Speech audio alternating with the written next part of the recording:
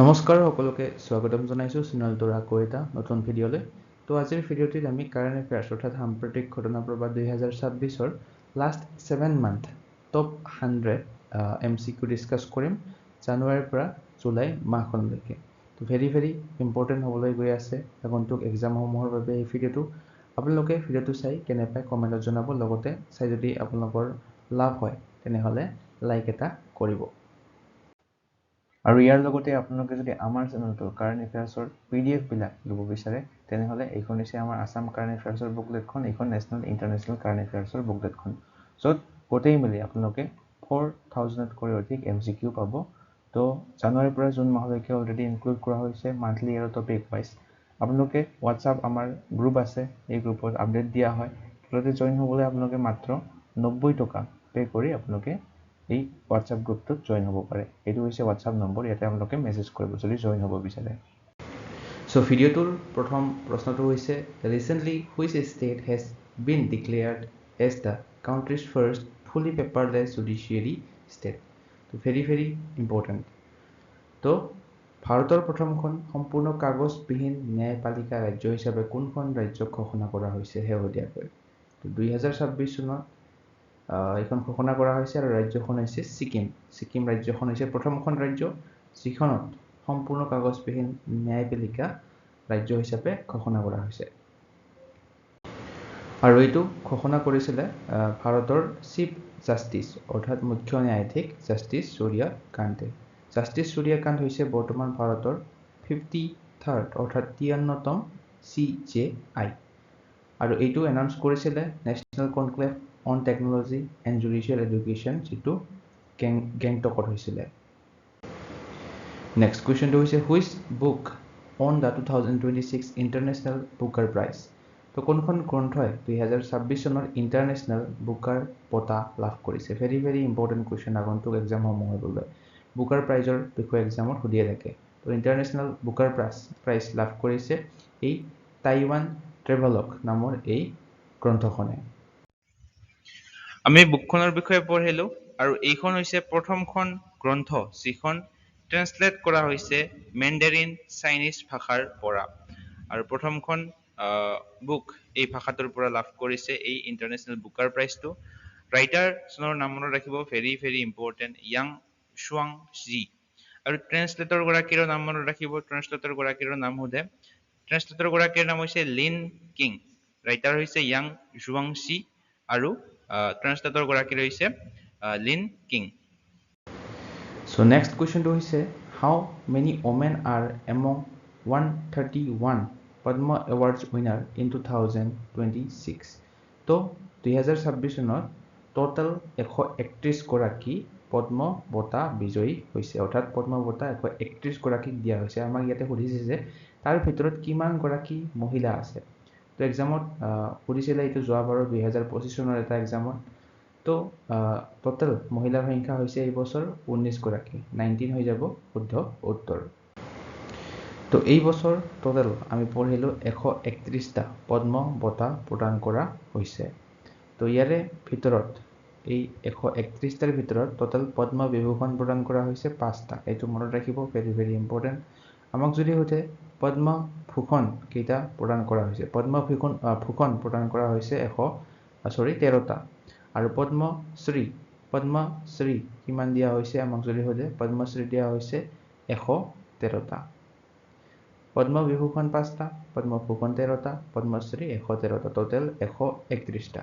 আৰু ইয়াৰে ওমেন কিমান আছে আমি পঢ়িলোঁ 19 গৰাকী। তো 5 গৰাকী পদ্ম বিভূষণ, এই গৰাকী ইয়াতে দিয়া আছে টেবুলখনত। মৰণোত্তৰভাৱে দুজনক দিয়া হৈছে, ধৰ্মেন্দ্ৰ সিং দৌল আৰু VS অচ্যুতানন্দন। ইয়াৰ লগতে KT থমাছ, N ৰাজাম, P নাৰায়ণমে লাভ কৰিছে এই পদ্ম বিভূষণ এৱাৰ্ডটো। তো কি ফিল্ডৰ সৈতে জড়িত ইয়াতে চাব পাৰে, আৰ্ট, পাব্লিক এফেয়াৰ্ছ আৰু ষ্টেট কেইখন, কোনখন ষ্টেটৰ সৈতে জড়িত ইয়াতে চাব পাৰে আপোনালোকে। চ' নেক্সট কুৱেশ্যনটো হৈছে who was crowned the Miss winner of Femina Miss India World 2026 title. তো ফেমিনা মিছ ৱৰ্ল্ড 2026 কোন হৈছে? তো এই চাৰিগৰাকীৰ ভিতৰত ফেমিনা মিছ ৱৰ্ল্ড 2026 জয়লাভ কৰিছে সাধ্বী সতী শীল অপশন এ টো ইয়াৰে হৈ যাব শুদ্ধ উত্তৰ নেক্সট কোৱেশ্চনটো হৈছে on which date is international day of education observed every year তো প্ৰতি বছৰে আন্তৰ্জাতিক শিক্ষা দিৱস পালন কৰা হয় কোনটো তাৰিখত পালন কৰা হয় আমি ক'ব লাগে 24 জানুৱাৰী 28 ফেব্ৰুৱাৰী 8 মাৰ্চ নে 5 ছেপ্টেম্বৰ তো জানুৱাৰী মাহখনত পালন কৰা হয় প্ৰতি বছৰে international day of education very very important আন্তৰ্জাতিক শিক্ষা দিৱস পালন কৰা হয় 24 জানুৱাৰী তাৰিখে আৰু এই বছৰৰ থিমটো আপোনালোকে মনত ৰাখিব থিমটো হৈছে the power of youth in co-creating education তো ইয়াতে থিমটো দিয়া আছে the power of youth in co-creating education next কুৱেশ্যনটো হৈছে which state launched India's first judiciary integrated wild life crime management system called hawk HAWK তো কোনখন ৰাজ্যই ভাৰতৰ প্ৰথমটো ন্যায়পালিকা একত্ৰিত বন্যপ্ৰাণী অপৰাধ ব্যৱস্থাপনা যেটোৰ নাম হৈছে হক আৰম্ভ কৰিছে শেহতীয়াকৈ তো এই ৰাজ্যখন হৈছে কেৰালা ৰাজ্যখন আৰু এই HAWK হকৰ সম্পূৰ্ণ ৰূপটো মনত ৰাখিব হষ্টাইল এক্টিভিটি ৱাচ কাৰ্নেল এটা লিখি দিছো তো এইটো হৈছে ফুল ফৰ্মটো নেক্সট কুৱেশ্যনটো হৈছে ভেৰি ভেৰি ইম্পৰ্টেণ্ট এখন book who is the author of the book the second orbit belief of a man dream of 1.5 billion hearts তো এই বুকখন কোনে লিখিছে ভেৰি ভেৰি ইম্পৰ্টেণ্ট বুক হয় এইটো মনত ৰাখিব ছেকেণ্ড অৰ্বিট শুভাংশু শুক্লাই এইখন লিখিছিলে নেক্সট কুৱেশ্যনটো হৈছে which sport will be included for the first time as an official and indigenous sport in the 2030 Commonwealth Games to be held in Ahmedabad. তো ভাৰতৰ আহমেদাবাদ চহৰখনত অনুষ্ঠিত হ'ব 2030 চনৰ কমনৱেলথ গেমছ তো আমাক এক্সামত দিব পাৰে কমনৱেলথ গেমছ 2030 টো ক'ত অনুষ্ঠিত হ'ব আমি ক'ব লাগিব ভাৰতত হ'ব ভাৰতৰ আহমেদাবাদত তো কোনবিধ খেল প্ৰথমবাৰৰ বাবে অন্তৰ্ভুক্ত কৰা হ'ব যোগাসন অৰ্থাৎ যোগা মল্লখাম্ব কাবাডী নে খো খো তো প্ৰথমবাৰ ইন্ট্ৰোডিউস কৰা হ'ব যোগাসন অৰ্থাৎ যোগাসনটো নেক্সট কুৱেশ্যন হৈছে to strengthen defence cooperation India has sign $629 million BrahMos missile export agreement with which country তো প্ৰতিৰক্ষা সহযোগিতা শক্তিশালী কৰিবলৈ ভাৰতে ভিয়েটনামৰ সৈতে চুক্তি স্বাক্ষৰ কৰিছে আৰু $629 নিযুত টকাৰ ব্ৰাহ্মছ মিছাইল ৰপ্তানি কৰা হ'ব ভিয়েটনামলৈ নেক্সট কুৱেশ্যনটো হৈছে which country activated its first space weather monitoring satellite name SOLAR-1 in June 2026 তো জুন মাহত কোনখন দেশে তেওঁলোকৰ প্ৰথমটো মহাকাশ বতৰ নিৰীক্ষণ উপগ্ৰহ যেটোৰ নাম হৈছে এইটো SOLAR-1 এইটো সক্ৰিয় কৰে তো এইখন হৈছে মাৰ্কিন যুক্তৰাষ্ট্ৰ অৰ্থাৎ America USA Next question is when was World Health Day 2026 observed? World Health Day বিশ্ব স্বাস্থ্য দিৱস তো প্ৰতি বছৰে পালন কৰা হয় বিশ্ব স্বাস্থ্য দিৱস এই বছৰটো পালন কৰা হৈছিল 7 এপ্ৰিল তাৰিখে প্ৰতি বছৰে 7 এপ্ৰিল তাৰিখে বিশ্ব স্বাস্থ্য দিৱসটো পালন কৰা হয় তো ইম্পৰ্টেন্ট হৈছে থিমটো আমাক এক্সামত থিম বিলাক এতিয়া সোধে ডেজ এণ্ড থিম তো বিশ্ব স্বাস্থ্য দিৱসৰ থিমটো আছিল ইয়াতে লিখি দিছো টুগেদাৰ for health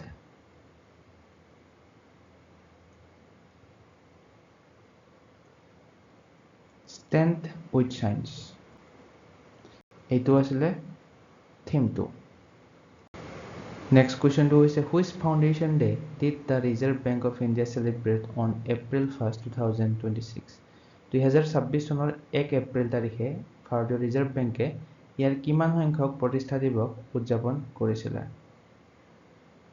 তো ভাৰতীয় ৰিজাৰ্ভ বেংকে ইয়াৰ কিমান সংখ্যক প্ৰতিষ্ঠা দিৱস উদযাপন কৰিছিল 91st অৰ্থাৎ 91তম প্ৰতিষ্ঠা দিৱস উদযাপন কৰিছিল তো ৰিজাৰ্ভ বেংক কেতিয়া স্থাপন হৈছিল ৰিজাৰ্ভ বেংক স্থাপন হৈছিল 1935 চনত এটো হৈছে এস্টাবলিশড ইয়াৰটো আৰু নেশনালাইজড কেতিয়া হৈছিল নেশনালাইজড হৈছিল ৰাষ্ট্ৰীয়কৰণ হৈছিল 1949 তো এটো হৈছে নেশনালাইজড হোৱা ইয়াৰটো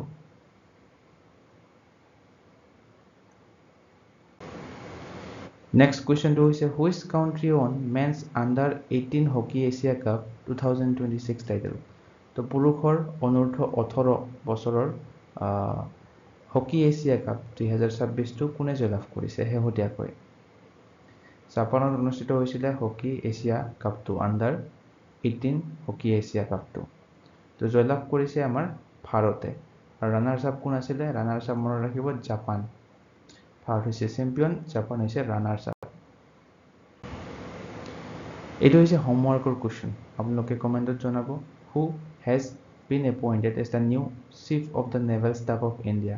তো পৰৱৰ্তী অৰ্থাৎ নতুন নৌসেনা প্ৰধান হিচাপে কাক নিযুক্তি দিয়া হৈছে? এইটো হৈছে হোমৱৰ্ক নম্বৰ 1। নেক্সট কুৱেশ্যনটো হৈছে recently which film won maximum award at the 83rd golden globe award 2026? 83তম গোল্ডেন গ্লোব বঁটাত সেইটো সৰ্বাধিক বঁটা লাভ কৰিছে এই ওৱান বেটল আফটাৰ এনাডাৰ এই ছবিখনে। তো জানুৱাৰী মাহৰ 11 তাৰিখে এই গোল্ডেন গ্লোব এৱাৰ্ডটো অনুষ্ঠিত হৈছিলে। এইটো আছিলে 83 অৰ্থাৎ 83তম গোল্ডেন গ্লোব এৱাৰ্ড। ইয়াতে এই one battle after one another নামৰ ছবিখনে টোটেল 4টা ট্ৰফি লাভ কৰিবলৈ সক্ষম হয়। নেক্সট কুৱেশ্যনটো হৈছে which country top the global terrorism index 2026 as the most affected by terrorism? তো অলপ আগতে আমি পঢ়িলোঁ 2026 চনৰ গ্ল'বেল টেৰৰিজম ইণ্ডেক্সত ভাৰতৰ স্থান কিমান আছিলে? 13তম। তো শীৰ্ষ স্থান কোনে লাভ কৰিছে? তো শীৰ্ষ স্থান লাভ কৰিছে সকলোৰে পৰিচিত পাকিস্তান দেশখনে। ইয়াতে চাব পাৰে পাকিস্তান দেশখন শীৰ্ষ স্থান লাভ কৰিছে আৰু ভাৰতে 13তম স্থান লাভ কৰিছে। নেক্সট কুৱেশ্যনটো হৈছে Mamata Kalia on the Sahitya Akademi award 2025 for which Hindi work? তো মমতা কালিয়াই কোনখন হিন্দী গ্ৰন্থৰ বাবে 2025 চনৰ সাহিত্য একাডেমী বঁটা লাভ কৰিছিলে? তো মমতা কালিয়াই হিন্দী গ্ৰন্থখনৰ বাবে সাহিত্য একাডেমী লাভ কৰিছিলে। তেখেতৰ নাম হৈছে গ্ৰন্থখনৰ নাম হৈছে Jeete Ji Allahabad. Option C correct. So' আন কেইটামান ভাষাটো ইয়াতে দিয়া আছে সাহিত্য একাডেমী বঁটা প্ৰাপকসকলৰ। তো অসমীয়া ভাষাত কোনে লাভ কৰিছে? Debabrata Das. Very very important অসমৰ এক্সামবিলাকৰ বাবে। কৰি খেলৰ সাধু গ্ৰন্থখনৰ বাবে লাভ কৰিছে। বেংগলীত লাভ কৰিছে প্ৰসূন বন্দ্যোপাধ্যায়। বড়ো ভাষাত লাভ কৰিছে চাই চুলি ব্ৰহ্মা। তেখেতৰ এই দংবি লামা মঞ্চুৱে গঠন নামৰ উপন্যাসখনৰ বাবে। ডগৰী ভাষাত লাভ কৰিছে খাজুৰ সিং ঠাকুৰ। নৱতেজ শৰ্মাই লাভ কৰিছে ইংলিছৰ বাবে, এইটো মনত ৰাখিব। ক্ৰিমচন স্প্ৰিং উপন্যাসখনৰ বাবে। গুজৰাটী ভাষাত লাভ কৰিছে যোগেশ পাধ্যায়। হিন্দী ভাষাত কোনে লাভ কৰিছে আমি পঢ়িলোঁ জিতে জি এলাহাবাদ এইখনৰ বাবে মমতা কালিয়া। নেক্সট কুৱেশ্যনটো হৈছে what is the theme of national voters day 2026? তো 2026 চনৰ ৰাষ্ট্ৰীয় ভোটাৰ দিৱসৰ বিষয়বস্তুটো কি আছিলে? তো ভোটাৰ দিৱস কেতিয়া পালন কৰা হয়? প্ৰতি বছৰে 25 জানুৱাৰী তাৰিখে পালন কৰা হয়, এইটো মনত ৰাখিব। আৰু এই বছৰৰ থিমটো আছিলে my India my vote. Option বিটো ইয়াৰে শুদ্ধ হ'ব। তো ইয়াতে এইটো দিয়া আছে 25 জানুৱাৰী তাৰিখে নেশ্যনেল ভোটাৰ্ছ ডে পালন কৰা হয়।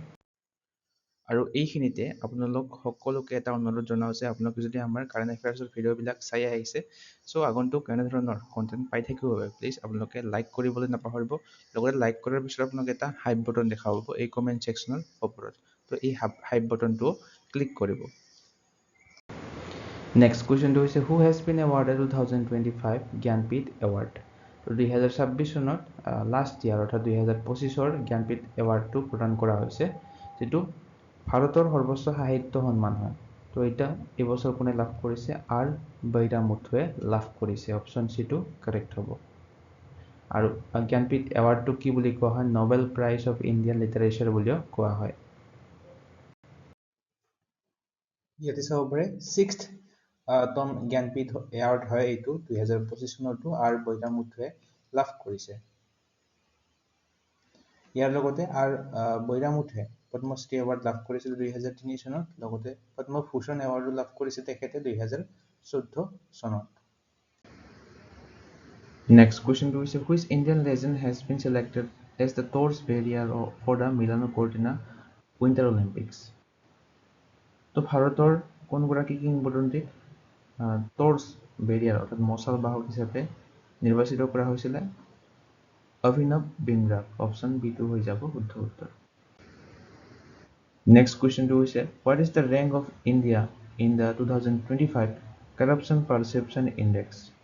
2025 চনৰ দুৰ্নীতি ধাৰণা সূচকাংক শেহতীয়াকৈ ঘোষণা কৰিছে ভাৰতৰ স্থান কিমান? 91st। অপশ্যন বি2 হৈ যাব শুদ্ধ উত্তৰ। তো ইয়াতে চাব পাৰে কাৰাপশ্যন পাৰচেপশ্যন ইণ্ডেক্সটো কোনে ৰিলিজ কৰে? ট্ৰান্সপেৰেঞ্চি ইণ্টাৰনেশ্যনেলে এইটো ৰিলিজ কৰে। ভাৰতে 91st ৰেংক লাভ কৰিছে 182খন কাউণ্ট্ৰিৰ ভিতৰত, আৰু ভাৰতৰ স্ক'ৰটো কিমান আছিলে? 100ৰ ভিতৰত 39, মানে 100ৰ ভিতৰত মাত্ৰ 39 নম্বৰ পাইছে ভাৰতে। তো ইয়াতে টপ কাউণ্ট্ৰিখন মনত ৰাখিব। ফাৰ্ষ্ট হৈছে ডেনমাৰ্ক, দ্বিতীয় হৈছে ফিনলেণ্ড, আৰু ছিংগাপুৰ হৈছে তৃতীয়। চাউথ চুডানখন হৈছে আটাইতকৈ শেষত। নেক্সট কুৱেশ্যনটো হৈছে who was selected for the Indira Gandhi prize for peace disarmament and development for 2025? তো শান্তি নিৰস্ত্ৰীকৰণ আৰু উন্নয়নৰ ইন্দিৰা গান্ধী বঁটা কোনে লাভ কৰিছে 2025 চনৰটো? তো লাভ কৰা বঁটা প্ৰাপকগৰাকী হৈছে গ্ৰাছা মেচেল। Option B. তো গাৰ্ছা মাচেল হয় মজাম্বিকৰ, এখেতক ইন্দিৰা গান্ধী প্ৰাইজটো প্ৰদান কৰা হৈছে। নেক্সট কুৱেশ্যনটো হৈছে what was the amount of India's foreign exchange reserves recorded as January 16, 2026? তো বৈদেশিক মুদ্ৰা ভাণ্ডাৰৰ পৰিমাণ হৈছে ভাৰতৰ 701.4 বিলিয়ন ডলাৰ। নেক্সট কুৱেশ্যনটো হৈছে exercise Dosti 17 is a trilateral coast guard exercise between India Sri Lanka and which other country? তো এক্সাৰচাইজ দোস্তি 17 এইটো ভাৰত, শ্ৰীলংকা আৰু মালদ্বীপৰ মাজত অনুষ্ঠিত হয়। অপশ্যন বি2 হ'ব শুদ্ধ উত্তৰ। এতিয়া চাব পাৰে ট্ৰাইলিটাৰেল তিনিপক্ষীয় এক্সাৰচাইজ হয় এইটো এক্সাৰচাইজ দোস্তিটো, এইটো হোষ্ট কৰিব মালদ্বীপে। নেক্সট কুৱেশ্যনটো হৈছে on which date international women's day celebrated? আন্তঃৰাষ্ট্ৰীয় নাৰী দিৱস প্ৰতি বছৰে পালন কৰা হয় 8 মাৰ্চ তাৰিখে, এইটো মনত ৰাখিব। আৰু লগতে থিমটো মনত ৰাখিব, থিমটো এক্সামত আজিকালি সোধে। থিমটো আছিলে গিভ টু গেইন, ইয়াতে দিয়াই আছে। গিভ টু গেইনটো হৈছে এই বছৰৰ ইণ্টাৰনেশ্যনেল ওমেন্স ডেৰ থিমটো। নেক্সট কুৱেশ্যনটো হৈছে recently who on UN Secretary General Award 2025 in gender category? লিংগ শিতানত ৰাষ্ট্ৰসংঘ সচিব প্ৰধানৰ বঁটা 2025 লাভ কৰিছে এখেতৰ নাম হৈছে মেজৰ স্বাতি সান্থাকুমাৰ। অপশ্যন এইটো হ'ব শুদ্ধ উত্তৰ।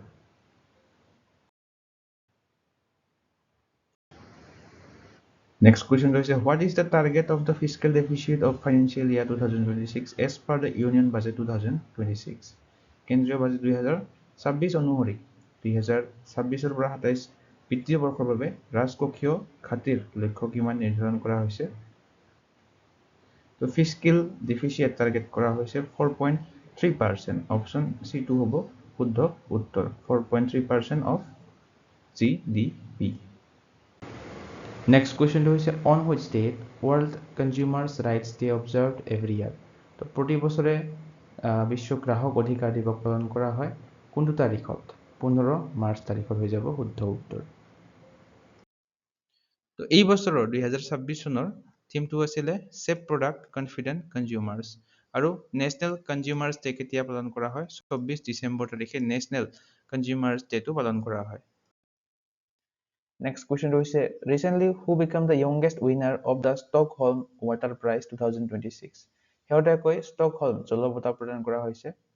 ইয়াৰ আটাইতকৈ কম বয়সীয়া বিজয়ী হৈছে 2026 চনৰ বিজয়ীগৰাকী। এখেতৰ নাম কি? এখেতৰ নাম হৈছে কাবেহ মাদানী। অপশ্যন বি ইয়াৰে শুদ্ধ হ'ব। ষ্টকহোম জল বঁটাৰ বিজয়ী হৈছে কাবেহ মাদানী। নেক্সট কুৱেশ্যনটো হৈছে who won prestigious 35th Saraswati Samman 2025?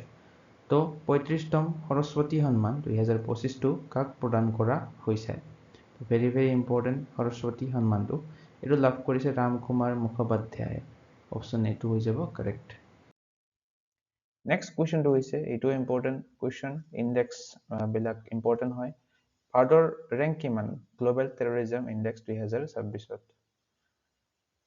তো গ্ল'বেল টেৰৰিজম ইণ্ডেক্স 2026 শেহতীয়াকৈ প্ৰকাশ কৰিছে। ভাৰতৰ স্থান লাভ কৰিছে 13th, অৰ্থাৎ 13 বা 13তম স্থান লাভ কৰিছে ভাৰতে। নেক্সট কুৱেশ্যনটো হৈছে what is the rank of India in world happiness report 2026? তো বিশ্ব সুখ প্ৰতিবেদন 2026টো শেহতীয়াকৈ প্ৰকাশ পাইছে। ভাৰতৰ স্থান হৈছে 116তম, 116th। নেক্সট কুৱেশ্যনটো হৈছে ইম্পৰ্টেণ্ট কুৱেশ্যন। তো বিশ্ব সুখ প্ৰতিবেদন 2026ত কোনখন দেশে বিশ্বত আটাইতকৈ সুখী দেশ হিচাপে শীৰ্ষস্থান লাভ কৰিছে? তো ফিনলেণ্ডে শীৰ্ষস্থান লাভ কৰিছে। অপশ্যন চিটো কাৰেক্ট হ'ব। দ্বিতীয় স্থান আইচলেণ্ড, তৃতীয় স্থান ডেনমাৰ্ক। ভাৰতে কিমান লাভ কৰিছে? 116তম। সেইটো মনত ৰাখিব ভাৰতৰ স্থানটো।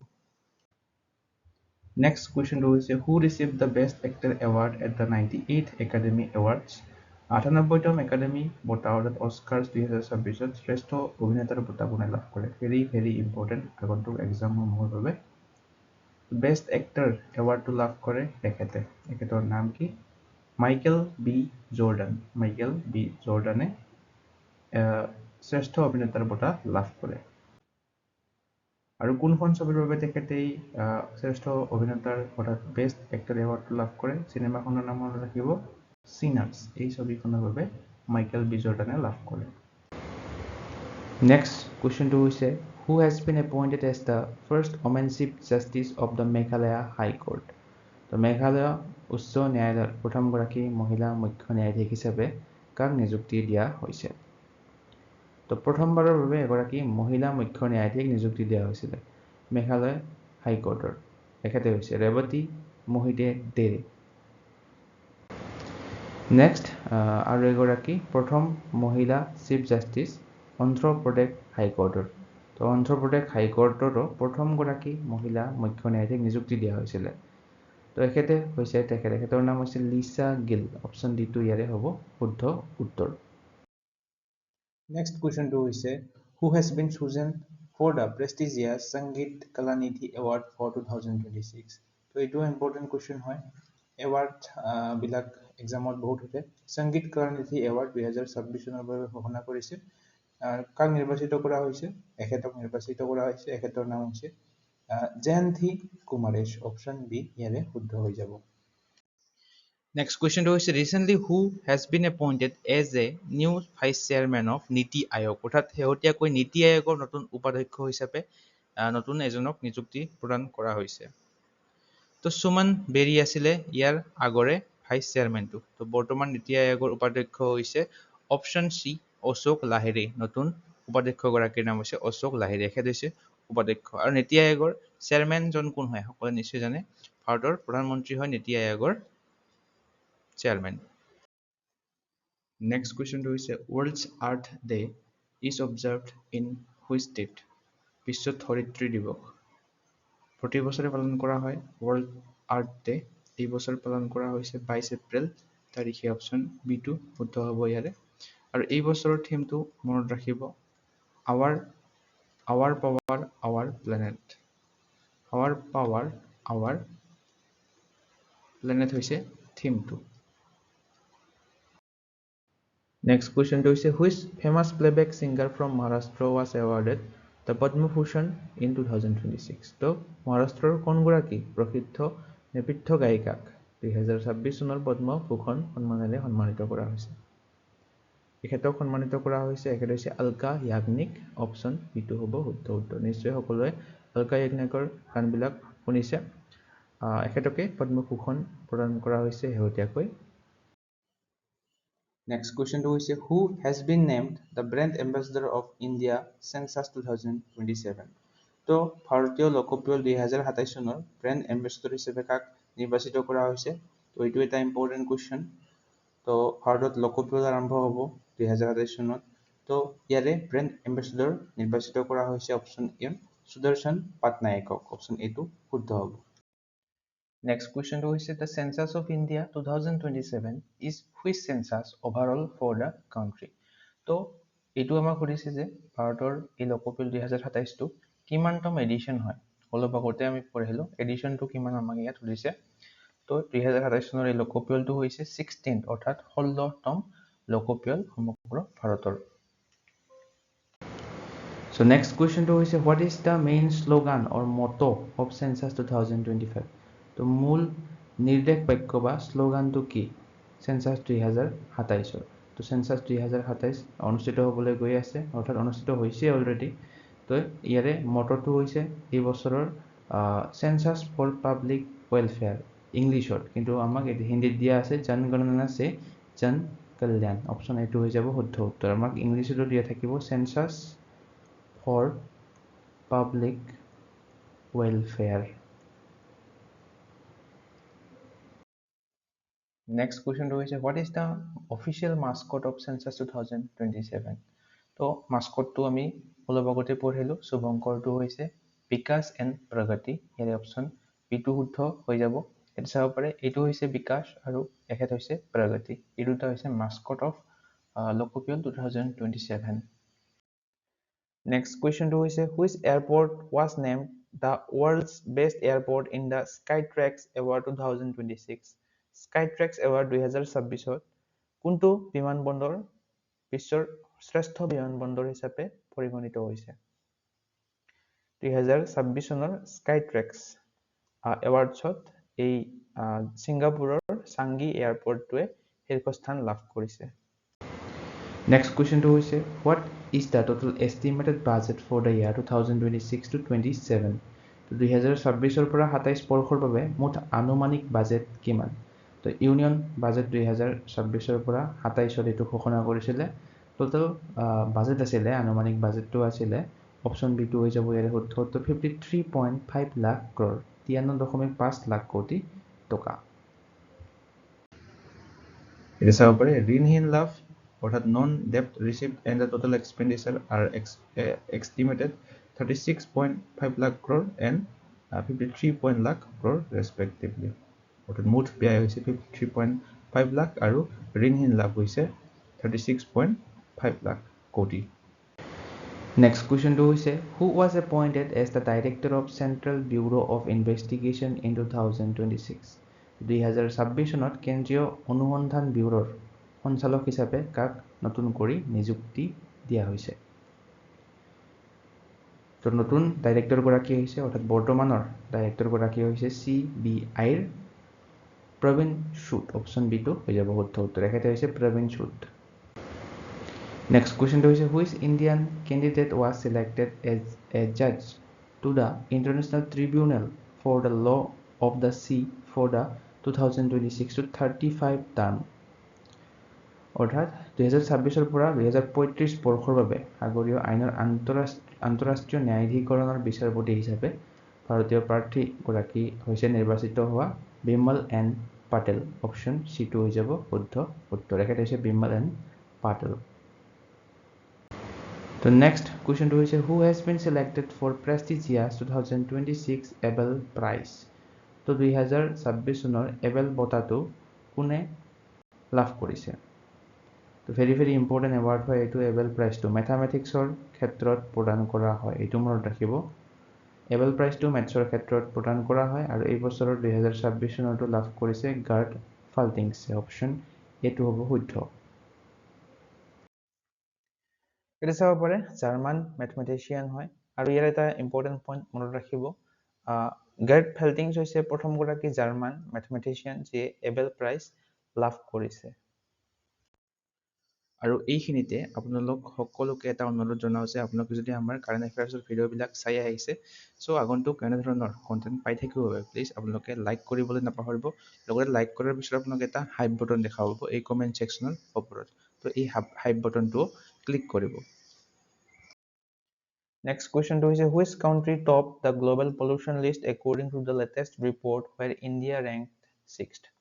ভাৰতে গ্লোবেল পলিউশ্যন লিষ্টত ষষ্ঠতম স্থান লাভ কৰিছে তো শীৰ্ষস্থান লাভ কৰা কাউন্ট্ৰিখন হৈছে পাকিস্তান অপশ্যন সি ইয়াৰে শুদ্ধ হ'ব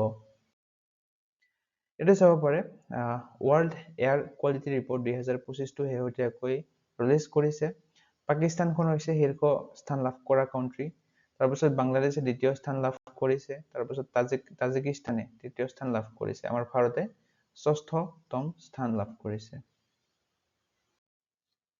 নেক্সট কুৱেশ্যনটো হৈছে in which city is India's first quantum computer set to be launch. তো ভাৰতৰ প্ৰথমটো কোৱাণ্টাম কম্পিউটাৰ মুকলি কৰা হ'ব অমৰাৱতী চহৰখনত। এইটো চাব পাৰে it is set to launch অৰ্থাৎ 14 এপ্ৰিল তাৰিখে এইটো অলৰেডি লঞ্চ কৰা হৈছে অন্ধ্ৰপ্ৰদেশৰ ৰাজধানী অমৰাৱতীত। নেক্সট কুৱেশ্যনটো হৈছে which become the second state in India to pass Uniform Civil Code UCC Bill 2026. তো ভাৰতৰ দ্বিতীয়খন ৰাজ্য কোনখন যিখনে UCC বিল 2026টো গৃহীত কৰিছে। তো UCC বিল গৃহীত কৰা প্ৰথমখন ৰাজ্য আছিলে এই উত্তৰাখণ্ড ৰাজ্যখন প্ৰথম, আৰু দ্বিতীয়খন ৰাজ্য হৈছে 2026 চনত গুজৰাট ৰাজ্যখন। গুজৰাট ৰাজ্যখন হৈছে দ্বিতীয়। ইয়াৰ লগতে এইটোও ইম্পৰ্টেণ্ট পইণ্ট মনত ৰাখিব, আমাৰ অসমতো UCC বিলখন গৃহীত কৰা হৈছে, আৰু অসমখন হৈ গৈছে থাৰ্ড ষ্টেট যিখনে UCC বিল আনিছে। এটা চাব পাৰে Uttarakhand was the first state to adopt UCC post independence. তো আৰ্টিকেল 44ৰ আণ্ডাৰত এই ইউনিফৰ্ম চিভিল কোডটো পৰে, এইটো মনত ৰাখিব, আৰ্টিকেল 44। নেক্সট কুৱেশ্যনটো হৈছে exercise dust league 2026 is a joint military exercise conducted between India and which country? তো ভেৰি ইম্পৰ্টেণ্ট কুৱেশ্যন হয় এক্সাৰচাইজবিলাক। তো এক্সাৰচাইজ ডাষ্ট লীগ 2026 চনৰ এইটো ভাৰত আৰু উজবেকিস্তানৰ মাজত অনুষ্ঠিত হৈছিলে। অপশ্যন ডিটো ইয়াৰে শুদ্ধ হ'ব। এইটো 7th এডিশ্যন আছিলে, অৰ্থাৎ 7ম সংস্কৰণ আছিলে। নেক্সট কুৱেশ্যনটো হৈছে recently who has been re-elected as the supreme leader of North Korea. তো শেহতীয়াকৈ কাক উত্তৰ কোৰিয়াৰ সৰ্বোচ্চ নেতা হিচাপে পুনৰ নিৰ্বাচিত কৰা হৈছে। ইম্পৰ্টেণ্ট কুৱেশ্যন, নিশ্চয় সকলোৱে জানে নৰ্থ কোৰিয়াৰ সৰ্বোচ্চ নেতা হিচাপে পুনৰ নিৰ্বাচিত কৰা হৈছে কিম জং উনক। অপশ্যন চিটো হ'ব ইয়াৰে শুদ্ধ উত্তৰ। নেক্সট কুৱেশ্যনটো হৈছে Bharat Vistaar is a multilingual AI tool designed primarily to help home. তো আমি পঢ়িলোঁ ভাৰত বিস্তাৰটো এটা ইনিচিয়েটিভ লোৱা হৈছে শেহতীয়াকৈ বাজেট 2026ত।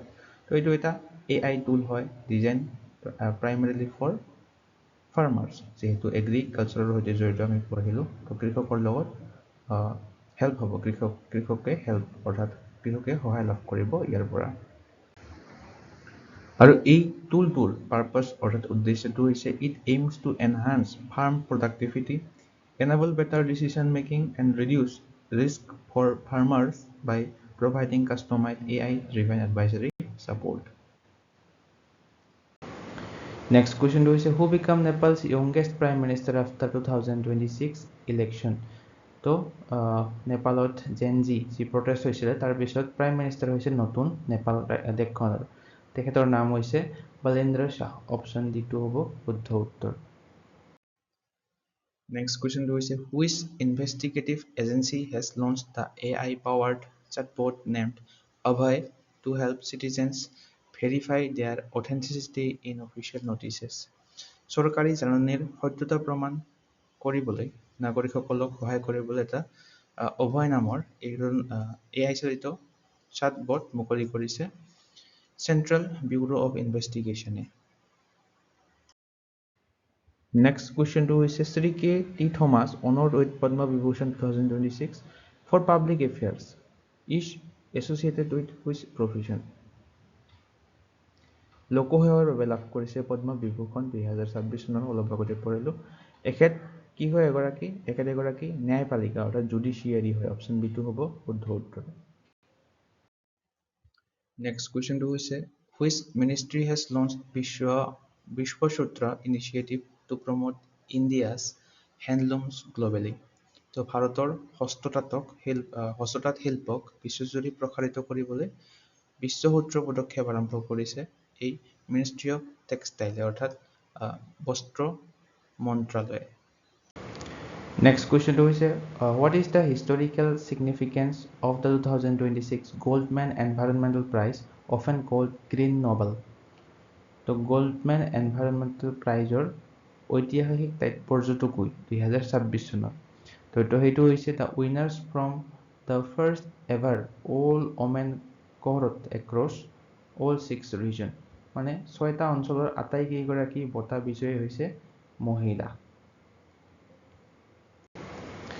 আৰু এই কেইগৰাকী হৈছে বঁটা প্ৰাপক টোটেল 6 গৰাকীয়ে এইটো বঁটা লাভ কৰিছিলে তেখেতৰ নামবিলাক ইয়াতে দিয়া আছে ইউভেলিছ মৰেলেছ ব্লেংকো ইৰৰো টানচি তাৰপিছত থিঅনিলা ৰকো মাটবব বৰিম কিম সাৰা ফিন্স আৰু আলানা একা হাৰ্লে ইয়াতে এছামিছত দিয়া আছে আপোনালোকে চাব পাৰিব Next question is who was awarded the prestigious Grand Prize for contribution to world peace? তো বিশ্ব শান্তিলৈ আগবঢ়োৱা অৱদানৰ বাবে সন্মানীয় গ্ৰেণ্ড প্ৰাইজ কাক প্ৰদান কৰা হৈছে এইটো প্ৰদান কৰা হৈছে Jupally Krishna ৰাওক Next question is who is the author of the book Mahatma, a Great Communicator, released in March 2026? তো very important question book and authors বাবে Mahatma, a Great Communicator এইখন কোনজন অথৰে লিখিছে ধীৰাজ কাকদিয়া ধীৰাজ কাকদিয়াই লিখি উলিয়াইছে এই গ্ৰন্থখন Mahatma a great communicator Next question is Vikram 1 recently seen in the news in this first private rocket developed by which startup? ভাৰতৰ প্ৰথমটো ব্যক্তিগত ৰকেট বিক্ৰম 1 নম্বৰ এই ৰকেটখন কোনটো ভাৰতীয় ষ্টাৰ্টআপৰ দ্বাৰা নিৰ্মিত এইটো স্কাইৰুট এৰোস্পেচে বিক্ৰম 1 নম্বৰ ভাৰতৰ ফাৰ্ষ্ট প্ৰাইভেট ৰকেটটো ডেভেলপ কৰিছে এইখন হৈছে Vikram 1 Next question is who received the Nobel of Geoscience, the Crawford Prize? তো ভূবিজ্ঞানৰ নোবেল বঁটা বুলি কোৱা হয় এই ক্ৰেফৰ্ড বঁটাটোক এইটো কোনে লাভ কৰিছে 2026 চনৰ এখেতে লাভ কৰিছে এখেতৰ নাম কি ভীৰা ভদ্ৰন ৰামনাথম অপচন বি টো হৈ যাব শুদ্ধ উত্তৰ আৰু এইটো হৈছে আপোনালোকৰ বাবে homework number 2 legendary singer Asha Bhosle who passed away in April 2026 received the Padma Vibhushan in which year? তো Asha Bhosle 2026 চনৰ এপ্ৰিল মাহত শেহতীয়াকৈ মৃত্যুবৰণ কৰে তেখেতে পদ্ম বিভূষণ বঁটা লাভ কৰিছিলে কোন চনত লাভ কৰিছিলে এইটো আপোনালোকে জনাব কমেণ্টত নেক্সট কুৱেশ্যনটো হৈছে 2026 চনৰ 1 মেত প্ৰতিৰক্ষা হিচাপৰ নিয়ন্ত্ৰক প্ৰধান হিচাপে কোনে কাৰ্যভাৰ গ্ৰহণ কৰিছে CGDA অৰ্থাৎ controller general of defence account তো এখেত হৈছে Anugrah Narayan Das option B is correct next কুৱেশ্যনটো হৈছে আৰু এখন important book tides of time Bharat history through murals in parliament এইখন কিতাপ ৰিলিজ কৰিছিলে ভাৰতৰ উপৰাষ্ট্ৰপতি CP ৰাধাকৃষ্ণনে আৰু লিখিছিলে কোনে আমাক সেইটো সুধিছে তো এই চাৰিগৰাকীৰ শুদ্ধ উত্তৰটো হ'ব সুধা মূৰ্তিয়ে এই tides of time Bharat history through murals in parliament কিতাপখন লিখিছে Next question is who has become the first Indian Grandmaster to win prestigious Norway Chess 2026 title? তো Norway Chess 2026 খিতাপ জয় কৰা প্ৰথম এগৰাকী ভাৰতীয় গ্ৰেণ্ডমাষ্টাৰ হৈছে তেখেত হৈছে আৰ প্ৰজ্ঞা নন্দা অপচন এটো হৈ যাব শুদ্ধ উত্তৰ Next question is what is India's rank in World Press Freedom Index 2026? বিশ্ব সংবাদ মাধ্যমৰ স্বাধীনতা সূচক 2026 চনত ভাৰতৰ স্থান কিমান তো very important World Press Freedom Indexত ভাৰতৰ স্থান হৈছে একদম তলৰ ফালে 157 157তম তো ইয়াতে চাব পাৰে 180 খন দেশৰ ভিতৰত 157তম স্থান লাভ কৰিছে ভাৰতে শেহতীয়াকৈ আৰু এই ইনডেক্সটো কোনে ৰিলিজ কৰে ৰিপৰ্টাৰ্ছ উইদাউট বৰ্ডাৰ্ছে এইটো ৰিলিজ কৰে তো এটা চাব পাৰে লাষ্ট ৰেংক লাভ কৰা কাউন্ট্ৰিখন কোনখন এইটো মনত ৰাখিব এৰিট্ৰিয়া এইখন হৈছে লাষ্ট আৰু নৰৱে এখন হৈছে ফাৰ্ষ্ট ইয়াৰ স্কোৰ হৈছে নৰৱে দেশখনৰ 92.72 নেদাৰলেণ্ডখন হৈছে দ্বিতীয় আৰু তৃতীয় হৈছে এষ্টনিয়া আৰু এই ৱৰ্ল্ড প্ৰেছ ফ্ৰীডম ইণ্ডেক্সটো কি ফেক্টৰৰ ওপৰত ডিপেণ্ড কৰি চোৱা হয় এইটো মনত ৰাখিব media independence safety of journalist আৰু legal environment next international national current এফেয়াৰ্ছবিলাক আৰম্ভ কৰিম এতিয়া According to CIPRI report 2026, what is India's rank as the world's largest defense spender in 2025? তো CIPRI report 2026 অনুসৰি 2025 চনত বিশ্বৰ সৰ্বাধিক প্ৰতিৰক্ষা ব্যয়কাৰী হিচাপে ভাৰতৰ স্থান কিমান ভাৰতৰ স্থান হৈছে 5th অৰ্থাৎ পঞ্চম স্থান লাভ কৰিছে তো ইয়াতে চাব পাৰে শীৰ্ষস্থান USA লাভ কৰিছিলে আৰু দ্বিতীয় স্থান চাইনা লাভ কৰিছিলে তৃতীয় স্থান ৰাছিয়া লাভ কৰিছিলে লগতে চতুৰ্থ স্থান জাৰ্মানীয়ে লাভ কৰিছিলে তেতিয়া চাব পাৰে ইণ্ডিয়াছ মিলিটাৰী এক্সপেণ্ডিচাৰ আছিলে 2025 চনত $92.1 billion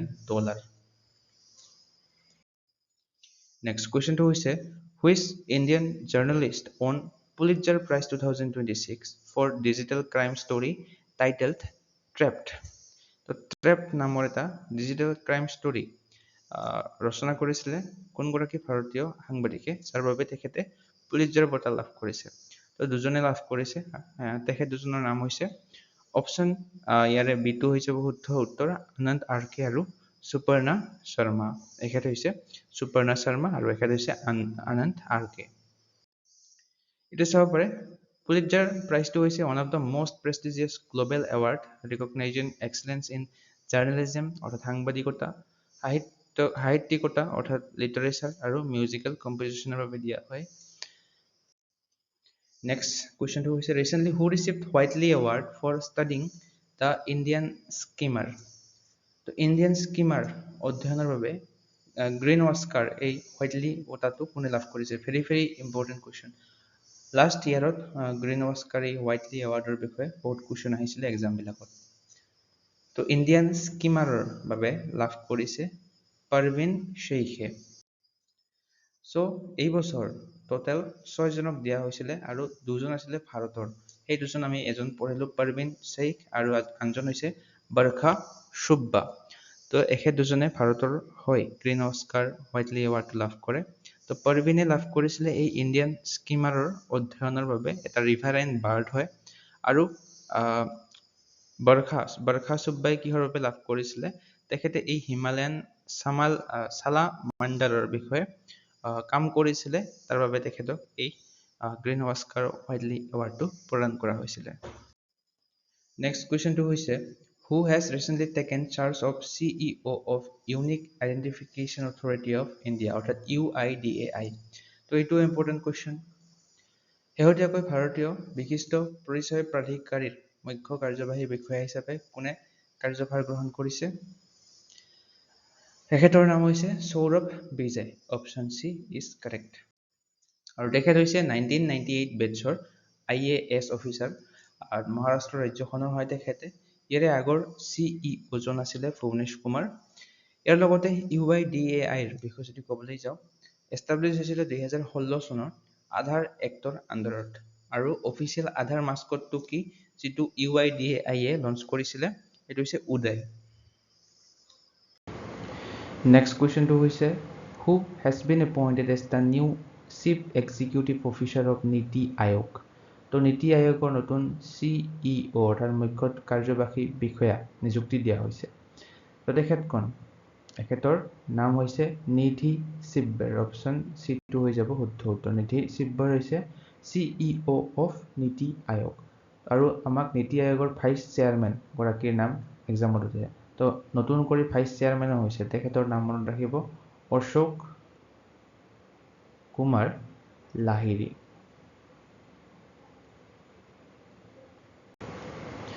নেক্সট কুৱেশ্যনটো হৈছে who was given the additional charge as the chairman of the Defense Research and Development Organization অৰ্থাৎ DRDO আমি যেটো সংক্ষেপত কওঁ তো প্ৰতিৰক্ষা গৱেষণা আৰু উন্নয়ন সংস্থাৰ অধ্যক্ষ হিচাপে নতুন অধ্যক্ষ হিচাপে অতিৰিক্ত দায়িত্ব দিয়া হৈছে এখেতৰ নাম হৈছে Rajesh Kumar Singh option C is correct Next question to is who has been elected as the new president of Myanmar by the country's parliament in April 2026. তো 2026 চনৰ এপ্ৰিল মাহত ম্যানমাৰৰ সংসদৰ দ্বাৰা কোন কাক দেশখনৰ নতুন ৰাষ্ট্ৰপতি নিৰ্বাচিত কৰা হৈছে।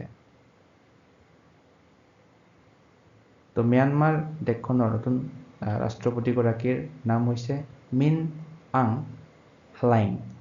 অপশ্যন এ টো হৈ যাব শুদ্ধ উত্তৰ। তো চুবুৰীয়া ৰাজ্য হয় ম্যানমাৰখন আমাৰ ভাৰতৰ। তো এক্সামত আমাক সুধিব পাৰে।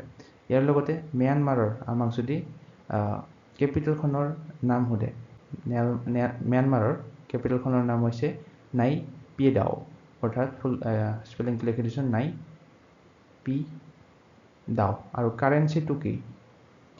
কাৰেঞ্চিটো মনত ৰাখিব, কাৰেঞ্চিটো হৈছে cat, KYAT। Next question to is who has been appointed India's new Chief of Defence Staff অর্থাৎ CDS ভাৰতৰ নতুন Chief of Defence Staff কাক নিযুক্তি দিয়া হৈছে। very important question। তো এখেত হৈছে ভাৰতৰ নতুন CDS, এখেতৰ নাম হৈছে NS Raja Subramani। Next question to is what is the rank of India in the World Trade Organization latest Global Export Ranking 2025? তো WTO ৱৰ্ল্ড ট্ৰেড অৰ্গেনাইজেশ্যন এক্সামত ইয়াৰ বিষয়ে সুধিয়ে থাকে। তো ইয়াৰে শেহতীয়াকৈ গ্ল'বেল এক্সপৰ্ট ৰেংকিংটো ঘোষণা কৰিছে। তো ভাৰতে স্থান কিমান লাভ কৰিছে? 19th লাভ কৰিছে, 19তম স্থান লাভ কৰিছে। তো WTOৰ হেডকোৱাৰ্টাৰটো ক'ত আছে? WTOৰ হেডকোৱাৰ্টাৰটো ক'ত আছে আৰু এষ্টাব্লিছ কেতিয়া হৈছিলে? এক্সামত আমাক সুধি থাকে। এইটো আপোনালোকে কমেণ্ট কৰি জনাব দুয়োটাই। Next question to is recently Defense Minister Rajnath Singh inaugurated an Indian War Memorial in which city? তো শেহতীয়াকৈ ভাৰতৰ প্ৰতিৰক্ষা মন্ত্ৰী ৰাজনাথ সিঙে ইণ্ডিয়ান ৱাৰ মেমৰিয়েল উদ্বোধন কৰিছে কোনখন চহৰত? তো এই ইণ্ডিয়ান ৱাৰ মেমৰিয়েলটো শেহতীয়াকৈ উদ্বোধন কৰিছে সাউথ কোৰিয়াৰ সিউল চহৰত। Option B2 correct. Next question to is Squadron Leader Sania recently became first woman officer in the Indian Air Force to achieve which qualification? তো এখেত হৈছে Sania, squadron leader Sania.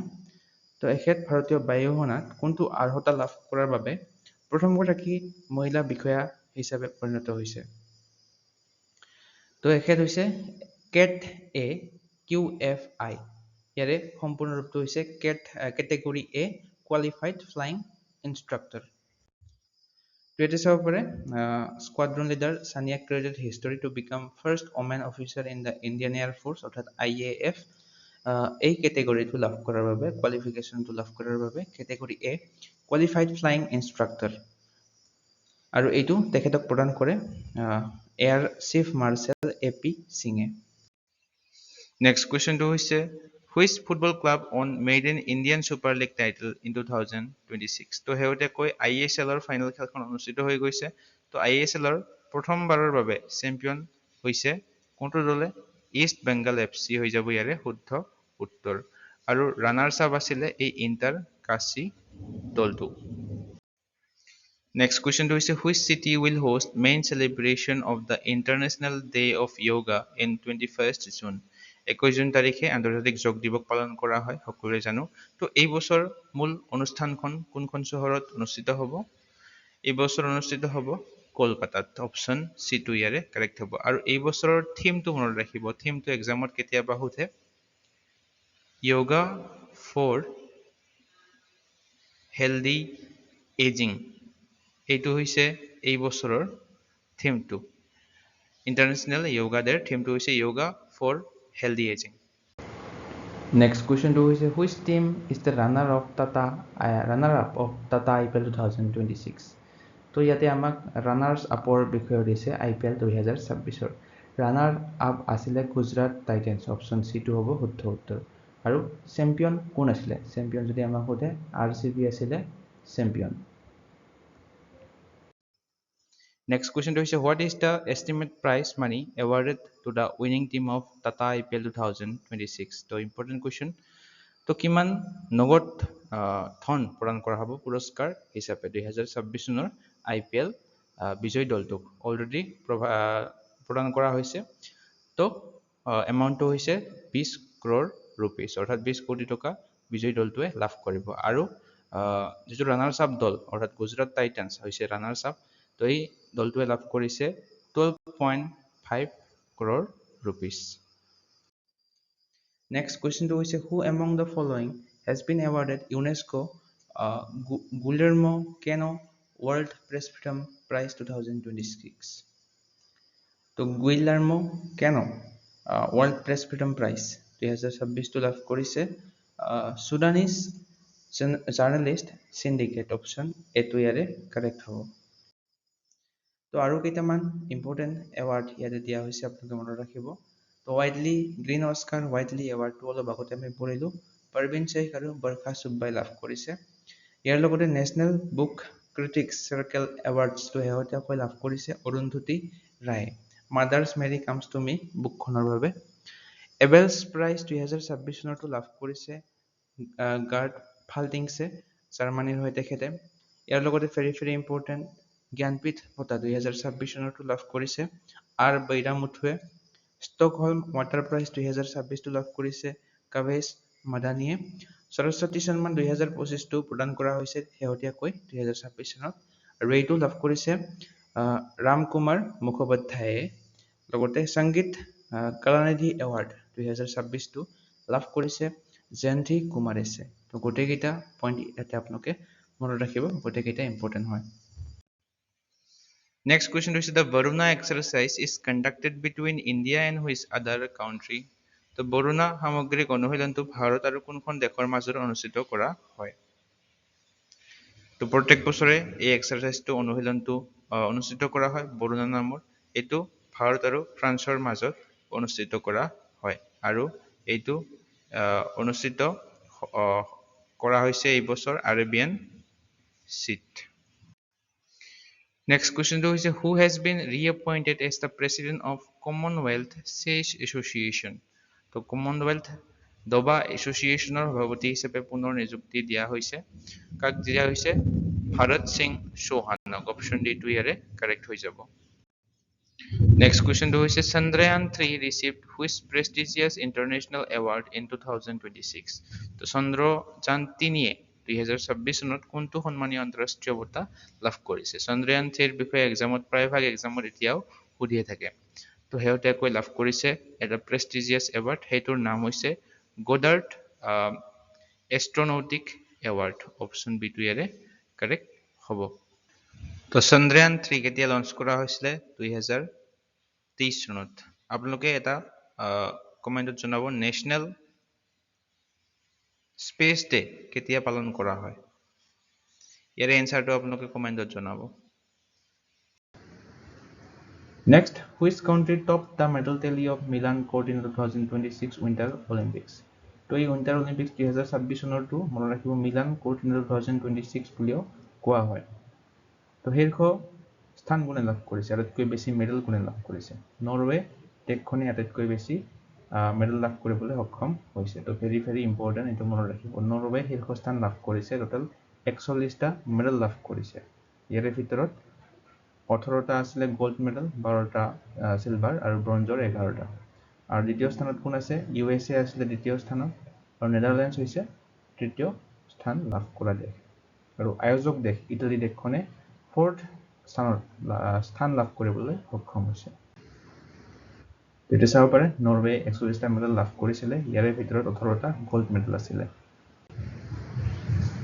Next question to is what is the official motto of Milan Court in 2026 Winter Olympics? তো motto কি আছিল? যদি ভিডিওটোৰ প্ৰথম পাৰ্টখিনি চাইছে it's your fight to হৈ যাব শুদ্ধ উত্তৰ এইটো আছিল motto টো Next question to is Tara India's first indigenous glide weapon system is developed by which institution? ভাৰতৰ প্ৰথমটো থলুৱা গ্লাইড weapon system এইটো হৈছে Tara এইটো কোনটো প্ৰতিষ্ঠানে বিকাশ কৰিছে তো এইটো বিকাশ কৰিছে DRDO অপশ্যন বি টো ইয়াৰে correct defence research and development organisation আৰু এই তাৰা এই ওয়েপন সিস্টেমটোৰ সম্পূৰ্ণ ৰূপটো মনত ৰাখিব টেকটিক্যাল এডভান্সড ৰেঞ্জড আগমেণ্টেশ্যন ইয়াতে লিখি দিছোঁ এডভান্সড ৰেঞ্জ আগমেণ্টেশ্যন নেক্সট কুৱেশ্যনটো হৈছে who won the orange cap in the women's premier league 2026 for scoring the most run অৰ্থাৎ অৰেঞ্জ কেপ কমলা ৰঙৰ কেপটো দিয়া হয় আটাইতকৈ বেছি ৰান সংগ্ৰহ কৰা খেলুৱৈগৰাকী অৰেঞ্জ কেপ লাভ কৰে স্মৃতি মান্ধানাই RCBৰ কেপ্টেইন হয় স্মৃতি মান্ধানা সো ইয়াতে চাব পাৰে স্মৃতি মান্ধানাই টোটাল 377 ৰান কৰে গোটেই টুৰ্নামেণ্টটো আৰু RCBৰ কেপ্টেইন হয় তেখেত নেক্সট কুৱেশ্যনটো হৈছে এইটো এটা important question which Indian shooter on gold medal with a world record at ISSF World Cup 2026 in Munich তো মুনিচত অনুষ্ঠিত হৈছে ISSF World Cup 2026 gold medal লাভ কৰিছে ঈশা সিঙে অপশ্যন বিটো ইয়াৰে কাৰেক্ট হ'ব ওমেন্সৰ 25 মিটাৰ পিষ্টল ইভেণ্টত তেখেতে জয়লাভ কৰিছে নেক্সট আৰু এটা এক্সাৰসাইজ দিয়া হৈছে বাইলেটাৰেল মিলিটাৰী এক্সাৰসাইজ এইটোৰ নাম হৈছে সিনবেক্স 2 is conducted India and which country আগৰটো আছিল সিমবেক্স যেটো ভাৰত আৰু শ্ৰীলংকাৰ মাজত হৈছিল এটো হৈছে কিনবেক্স 2 তো এইটো ভাৰত আৰু কম্বোডিয়াৰ মাজত অনুষ্ঠিত হৈছিল এটো দ্বিতীয় সংস্কৰণ আছিল এই এক্সাৰসাইজটোৰ তো এটা চাব পাৰে কম্বোডিয়া আৰু ভাৰতৰ মাজত এই কিমবেক্স 2 টো আয়োজন কৰা হৈছিল সেকেন্ড এডিশন আছিল এইটো 4 মেৰ পৰা 17 মে তাৰিখলৈ অনুষ্ঠিত হৈছিল কম্বোডিয়াৰ এই কাম্পং স্পিউ প্ৰভিন্সত সো নেক্সট কুৱেশ্যনটো হৈছে ফিফা ৱৰ্ল্ড কাপ 2026 ৰ বিষয়ে তো হেহতীয়াকৈ ফিফা ৱৰ্ল্ড কাপ 2026 হৈ গৈছে ইয়াৰ ওপৰত আমি সেপাৰেটলি ভিডিও অলৰেডি বনাই থৈছোঁ আপোনালোকে যদি চোৱা নাই চাব পাৰে তো এই বছৰ চেম্পিয়ন কোন হৈছে চেম্পিয়ন হৈছে স্পেইন দলটো তো আৰ্জেণ্টিনা আছিল ৰানাৰ্ছ আপটো মনত ৰাখিব স্পেইনে ফাইনেল খেলখনত আৰ্জেণ্টিনাক 1-0 গোলত পৰাস্ত কৰে Next question to is who won Golden Ball Award in 2026 FIFA World Cup? তো FIFA বিশ্বকাপত গোল্ডেন বল কোনে লাভ কৰে তো অলপ আগতে পঢ়িলো গোল্ডেন বল লাভ কৰে স্পেইনৰ কেপ্টেইন গৰাকী তেখেতৰ নাম হৈছে ৰদ্ৰি Next question to is who won Golden Boot Award in 2026 FIFA World Cup? তো very important Golden Boot FIFA World Cup or Golden Boot কোনে লাভ কৰিছে তো নেক্সট 4 বছৰৰ বাবে very important question এইটো তো গোল্ডেন বুট এই বছৰ লাভ কৰিছে কিলিয়ান এমবাপে অপচন এ টু ইয়াৰে হৈ যাব শুদ্ধ উত্তৰ গোল্ডেন বুট লাভ কৰিছে কিলিয়ান এমবাপে আমাক গোল্ডেন বলটো সুধিব পাৰে তো গোল্ডেন বলটো কোনে লাভ কৰিছে লিওনেল মেছিয়ে গোল্ডেন বলটো লাভ কৰিছে ইয়াৰ লগতে গোল্ডেন গ্লোভ অৰ্থাৎ গোলকিপাৰক যেটো বেষ্ট গোলকিপাৰক প্ৰদান কৰা হয় গোল্ডেন গ্লোভ কোনে লাভ কৰিছে উনাই সিমনে লাভ কৰিছে লিওনেল মেছি হৈছে আৰ্জেণ্টিনাৰ খেলুৱৈ এইটো মনত ৰাখিব কিলিয়ান এমবাপে হৈছে ফ্ৰান্সৰ খেলুৱৈ আৰু উনাই সিমন হৈছে স্পেইনৰ খেলুৱৈ এইটো স্পেইনৰ খেলুৱৈ যিগৰাকীয়ে গোল্ডেন গ্লোভ লাভ কৰিছে আৰু বেষ্ট ইয়ংগেষ্ট প্লেয়াৰ এৱাৰ্ডটো কোনে লাভ কৰিছে পাউ কুবাৰ্চিয়ে লাভ কৰিছে এখেতে হৈছে স্পেইনৰ খেলুৱৈ Next question is what was the official slogan of FIFA World Cup 2026? তো আনুষ্ঠানিক স্লোগানটো কি আছিল এই বছৰ সেইটো আছিল we are 26 তো we are 26 আছে অপচন সি শুদ্ধ হৈ যাব Next question is who authored the book titled The Library Man of India? The Library Man of India নামৰ এই গ্ৰন্থখন কোনে লিখিছে এইখন হৈছে বুকখন আৰু এইখন লিখিছে পি সাথিয়ানে অপচন বিটো ইয়াৰে কাৰেক্ট হ'ব হেহতীয়াকৈ এইখন ৰিলিজ কৰা হৈছে ভাৰতৰ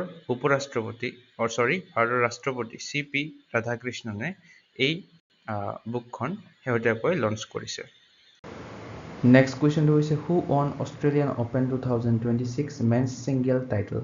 তো Australian Open 2026 ৰ পুৰুষৰ একক খিতাপ কোনে জয়লাভ কৰে? Very important question. Australian Open 2026 টো লাভ কৰিছে কাৰ্লছ আলকাৰেজে অপচন সি ইজ কাৰেক্ট তো ইয়াতে চাব পাৰে তিনিটা গ্ৰেণ্ড শ্লেম অলৰেডি হৈয়ে গ'ল 2026-ৰ Wimbledon, French Open, Australian Open. তো উইম্বলডন শেহতীয়াকৈ হৈছে। অষ্ট্ৰেলিয়ান অপেনটো আমি পঢ়িলোঁ কোনে জয়লাভ কৰিছে, কাৰ্লছ আলকাৰেছে মেন্সৰ কেটেগৰীত। নভাক জকোভিচ আছিলে ৰানাৰ্ছ আপ।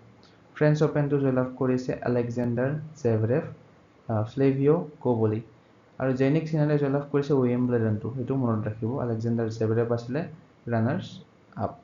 তো গ্ৰেণ্ড শ্লেম হৈছে 4টা।